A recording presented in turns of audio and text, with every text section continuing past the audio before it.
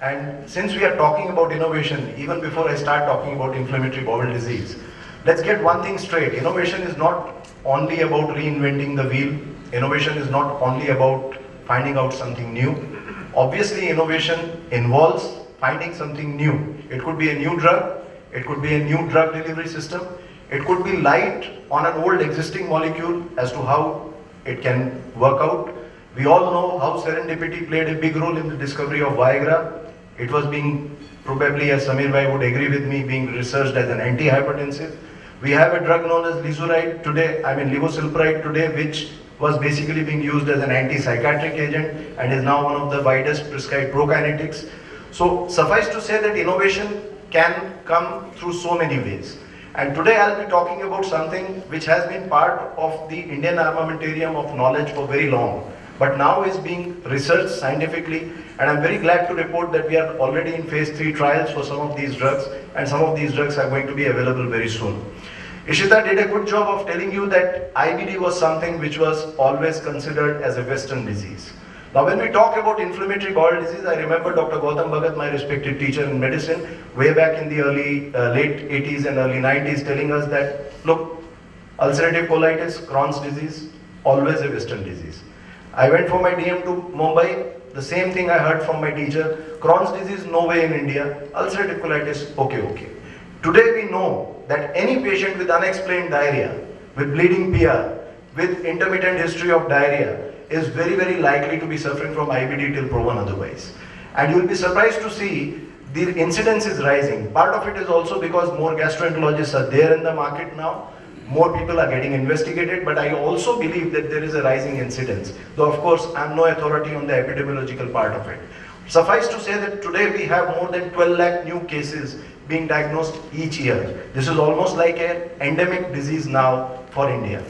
And in the southern parts of our country, it's Crohn's disease which predominates. In our part of the world, it is basically ulcerative colitis. For the purpose of this discussion, I'll be restricting myself to these two major entities which constitute IBD. Now the content for this talk, I have split into an overview of IBD. I will not bore you much. I know I am standing between you and Sunil and the other content of the program. So I'll try to make this as quickly as possible. The current limitations, and finally, our main focus, the emerging options, that is to say, what are the innovations which are coming in over a period of time. Even though most of this must be known to this august audience, I'll just run through this quickly. Inflammatory bowel disease is a chronic inflammation of the gastrointestinal tract. This is due to the dysregulation of the immune responses, which leads to chronic intestinal inflammation in a genetically susceptible population. Suffice to say that it tends to run in certain families, it can arise de novo, and if you have any patient, even though worldwide it is said that there is a female preponderance, in India what we find is there is a greater male preponderance. Part of the reason could be that not too many females come forward to be investigated, and this is a disease which waxes and wanes on its own. So there are periods of natural remission where the patient attributes it to Ayurvedic treatment or to any sort of other pathy they might have been trying, which could be anything like sympathy even. So point to be taken is that IBD will wax and wane, and it is a disease where we still do not know what triggers it off. But there are certain hypotheses which seem to have scientific evidence behind them, and I will just go through a few of them quickly. Now if you look at ulcerative colitis, what is the clinical presentation? The clinical presentation usually is diarrhea, rectal bleeding, passage of mucus in the stool, associated abdominal pain, loss of appetite, nausea, vomiting, fever, and weight loss. There are other extra intestinal symptoms like joint pains, you can have ocular lesions even, and there can be skin and oral cavity manifestations. So this is a multi-systemic disease. It doesn't only involve the intestine. And believe me, I have had the misfortune of treating one of the female patients who actually got divorced from her husband because the family of the husband could not tolerate the fact that she had a chronic indolent disease which was never going to be cured. So there is a huge amount of morbidity and occasional mortality involved with inflammatory bowel disease. How do we go around diagnosing ulcerative colitis? Like anything in medicine, a clinical history is an absolute invaluable tool. There's a physical examination which may not be very revelatory. There are laboratory tests. The standard ones would include a stool and a blood workup. Imaging usually used to involve bariums earlier. These days we even go for CTs and all if required. But the gold standard is endoscopy. And I would like to stress to this august audience here that any diagnosis of IBD is never complete unless you have a biopsy proven diagnosis. So one should always have a tissue diagnosis in this. Just doing an endoscopy, getting a visual imprint is not enough. One needs to sample from at least 4 sites and your histopathologist has to report it as IBD before we stamp it as IBD. The reason being, you are going to ask the patient to be on medication lifelong. So this is a lifelong commitment of treatment, both by the physician treating the patient and the patient taking the treatment. So one has no room for any sort of dilemma. This has to be stamped and the stamping has to be through a biopsy. Now coming to the molecular pathophysiology, like I said, we know a lot about ulcerative colitis even today. However, none of us can really put our hand over our heart and say that this is what actually causes ulcerative colitis. What is said is that there are pro-inflammatory stimuli and there are the anti-inflammatory mediators, and whenever the mucosal immune system has an imbalance between these two, that is when ulcerative colitis takes place. Now that sounds pretty simplistic to understand, but it isn't, because the human immune system is still an unknown entity in many ways. A lot of research is going on. I think over the next decade we will probably have some breakthroughs which will take us closer to the actual etiology of IBD and Crohn's. Suffice to say that today we consider this as an imbalance in the regulation of the pro-inflammatory mediators vis-a-vis the anti-inflammatory mediators. Now pathophysiology, I have tried to simplify this into a simple thing like the 2 phases, though it's not as simple as this, but I think these are the 2 major things which any scientist looks at: the vascular phase and the intestinal wall phase. The vascular phase is the one which is based on lymphocyte activation and their entry to the site of inflammation. These are the areas of ulcerated mucosa which one sees when one does an endoscopy. And then there is the intestinal wall phase where there is an activated lymphocytes causing inflammation. These are the frankly ulcerated, oozing, frankly bleeding lesions which we see, and this is when we call it as developed this thing. This is a very busy slide and I would not want you to get confused on this. The only reason I have put it this slide is, I know most of us are clinicians, but since we are at an innovation conclave, this is what hardcore scientists are today looking at. These are going to be the future drug targets for developing therapies against IBD. We have the tethering and the rolling which is done by the selectins, and we have the integrins and the CAMs which is causing the firm adhesion, transmigration of leukocytes and migration. And suffice to say that this is a very, very complex interplay of molecular migration, lymphocyte activation, T cell and cytokine inflammations, which leads to the entity we understand as IBD. Then we come to the intestinal phase, and then comes the key role of NF-κB. Now, if we look, I see a lot of my senior colleagues from the surgical side, Parikh Sahab, who was our teacher, we all never were comfortable using biologicals. Now biologicals is a new class of drugs which has emerged in the last 2-3 years. And the biggest innovation India has done in that field is that we now have something known as biosimilars. Now biosimilars are the same drugs which are available in the West by the original innovators, which are now being manufactured at a fraction of that cost and are being made available to the Indian patients and to the rest of the world at a fraction of that cost. And that's the power of innovation. Just like today we have hepatitis C drug which is marketed in the US for the whole course used to cost nearly 84 lakhs. It is available in India for less than 1 lakh. You have heard of stories of people coming from the West, buying these medicines for 6 or 12 months, going back to their country and being cured of this disease. And that's the power of innovation. Cheap, quality, efficacious drugs and making it available to a wider cross section of the suffering humanity. Now coming back to IBD, the intestinal phase is started off by the stimulation of lymphocytes. It leads to free radical generation and microbial antigens get activated. This leads to the NF-κB activation. This activated NF-κB leads to release of various inflammatory cytokines, and this causes colonic inflammation. Again, this is a very, very simplistic version of what is. actually happening in our body. And I am not an immunologist, but since we do a lot of clinical trials, we tend to interact with immunologists, and then it is then that one realizes that every small thing has a kick-on cascading effect. And this is exactly what happens with ulcerative colitis. And therefore, why am I talking about NFKB? Because we have the class of drugs which are known as anti-TNF agonists and antagonists. So these are the drugs which have been available in India for a very long time. However, we've been very apprehensive about using these drugs because these are immune modulatory drugs and they can lead to an activation of COX. So it is very important that when you start patient on biologicals, that you rule out the presence of any opportunistic infection or the presence of pulmonary COX or extraintestinal COX. And this is how the inflammatory stimuli works. I think this is too busy a slide for most of us to get our minds across. Suffice to say that if you are able to basically cut this cycle right at the very beginning with the IKKB kinase, that is how one prevents the pro-inflammatory cytokines from being released. And that is basically the drug target for most of the researchers who are working in the field of IBD. And if we look at the current treatment options, I'm sure this august audience doesn't need any repetition on this, but we've been using antibiotics and probiotics for a very long time. The mainstay of our treatment is 5-aminosalicylic acids. I'm sure each one of us has been using mesalamine for the last 30 years.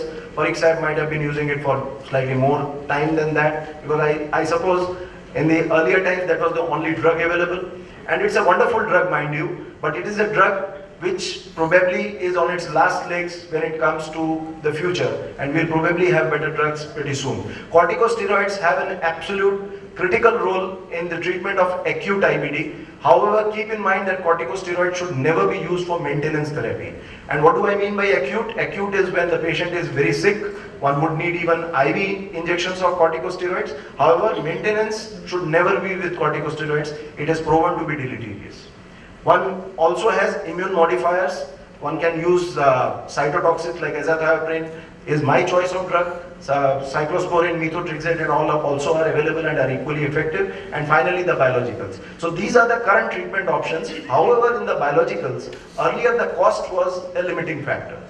The innovator molecule came from Abbott in the West, and the cost of the innovator molecule, if we used it at that point in time, was close to 18 lakhs. Obviously, not too many patients were ready to use this drug. Then came infliximab, which was again marketed by an MNC in India, the cost of which was close to 6 lakhs. Again, out of reach for most of the patients. So, there was a limitation of these individual current agents, like I said, and if you look, it's not very far to see. 5-ASAs are effective, but not in the very severe cases. Corticosteroids have a set of problems. We all know what steroids can do and they can't. Methotrexate again is a cytotoxic drug, and then you have the anti-TNF alpha molecules, which I've already talked about. So coming to the justification for this conclave, the emerging options. So there has been a long felt need across the country amongst all practicing clinicians, and also a demand from the patients that we must have less toxic, more effective, safer and more efficacious drugs. And one small way of doing it is by having new drugs being discovered. Now we all have heard about our elderly grandparents and great-grandparents telling us that turmeric is a great source of health.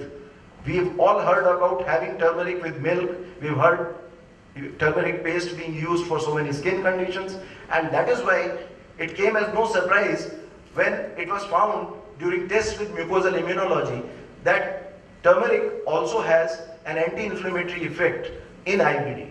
And I'll just show you quickly. Again, this is a very busy slide, but all I'm trying to tell you with this slide is that these are the drug targets which are basically on the anvil for most clinicians who are dealing with the field of IBD. And these are all very complex diagrams. I've tried to break them down. Suffice to say that these are all cytokines, immune mediated, activated, inflammatory cytokines, which one has to know where they act for you to stop that from happening. So coming to curcumin, which is basically difluoroyl methane. It's a biological active phytochemical compound obtained from the rhizomes of Curcuma longa. Suffice to say that this is something which has been known to Ayurveda for a long time.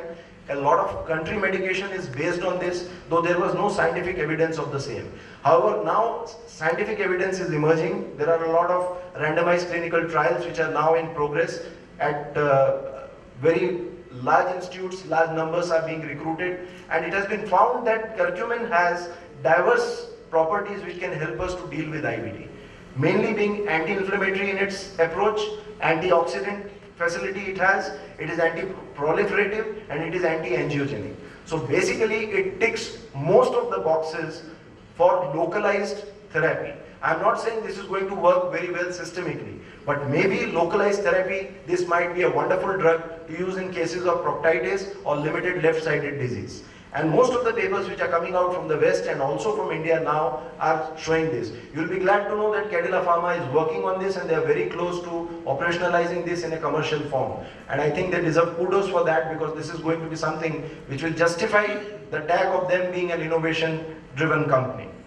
Now curcumin, again, the mode of action is still not completely understood, but what is known is that it does end up blocking the KB kinase, which I've already shown to you is one of the leading causes of inflammation, and it also leads to a suppression of the pro-inflammatory cytokine release, thereby causing much less activation of NF-κB, also preventing translocation into the nucleus and preventing release of inflammatory mediators. So suffice to say, it has multiple sites of action, and hopefully as an add-on to mesalamine in mild to moderate UC, this will do a wonderful job. So far in the clinical trials, in the phase 2, phase 3 trials, it is showing an improved clinical activity index and endoscopic index. It is suppressing the morbidity, and addition of curcumin to mesalamine has been found to be superior in inducing a clinical and endoscopic remission. And therefore, now it is also postulated that curcumin may help in the prevention of UC relapse when used judiciously in the setting of mild to moderate disease. I'm not saying you got to use this in very severe conditions, but for mild to moderate disease, this might be a wonderful addition to the existing armamentarium of drugs we have against IBD. And the conventional curcumin is hydrophobic polyphenolic compound which is poorly absorbed, it is undetectable in plasma, doesn't reach systemic organs and tissues, and these clinical trials have been carried out with conventional curcumin so far. So there is a need for an effective and tolerable curcumin formulation having good bioavailability, and poor GI tolerability has been an issue with this. And that is where probably Cadila Pharma has taken a giant step forward, because they are in now very advanced trial stage where probably we will see this drug coming out in the short term. And the bio-enhanced curcumin is something which is the new technology which has been developed. It's a novel formulation of curcumin using self-micro-emulsifying drug delivery system, that is the SMEDS, which has been developed. It's an in-house technology, and the technology provides nano-sized droplets in the GI fluid which crosses the blood and tissue barrier and targets the tissues and the bloodstream, leading to increased bioavailability. A small word before I end and hand over the mic to Sunil about biologicals. Biologicals have been used by our rheumatoid colleagues for a very long time. They have been used even by our oncology friends for a very long time. The problem in GI always has been that most of our patients with IBD also have opportunistic infections, parasitic infestations and all, which sort of limit our use of biologicals. However, please keep in mind that these are wonderfully effective drugs, and these are drugs whose time has probably come. We will end up using them as first-line therapy in Crohn's disease, and they will probably be reserved for severe cases of ulcerative colitis who may require this as a salvage therapy for colectomy or to even avoid colectomy. And the biologicals which are available for use right now in our country are infliximab and adalimumab. These are the two drugs which are available right now. There are a lot of drugs which are in the pipeline. I had the good fortune of being associated with the clinical trials for natalizumab and certolizumab, and recently for vedolizumab. These are wonderful drugs. They do very well. Your patients almost miraculously seem to regain their good health. However, please keep in mind that these are yet not very, how should I say, economically priced. But I think it's a matter of time that biosimilars cost will keep going down as more and more companies keep coming into it. And monoclonal antibody therapy is probably one of the biggest innovations to come out of India in the biosimilar field in the future. And this will probably redefine the way we end up treating IBD in this country and abroad. The newer biologicals which are on the anvil are golimumab, vedolizumab, ustekinumab, and tofacitinib. These are drugs which are already there. They are being used at certain research facilities in the US and the UK I think we will have access to these drugs as and when their innovators think of marketing them. But before that, we might even have Indian companies going the biosimilar way and providing these to us at very good prices. And my final slide, the other newer agents, this is a whole list of things which are on at various stages across the world. We don't know how many of these will finally see the light of the day, how many of them will be as effective as they are claimed, because there's a huge gap between the lab and the real life. So whatever might work in the lab may not work so well in real life, but that's the way science progresses. Science usually has incremental steps, small baby steps which are taken, and over a period of time, it is these baby steps will lead to giant changes. Thank you very much. And just like this child is looking towards the road towards the future, I think we are all looking towards the future, towards companies like Cadila Pharma to provide us with more and more effective drugs to treat these chronic indolent diseases. Thank you so much.